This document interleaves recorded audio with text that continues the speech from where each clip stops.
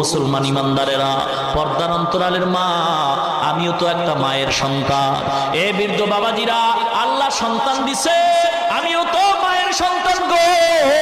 আমার মা বাবায় কত ধন্য, আব্দুল কাদের জিলানীর মা বাবা কত ধন্য, শাহজালালের মা বাবা কত ধন্য গো, হাফেজ কোরআনের মা বাবা কত ধন্য, মুসলমান ইমাম মুয়াজ্জিনদের মা বাবা কত ধন্য।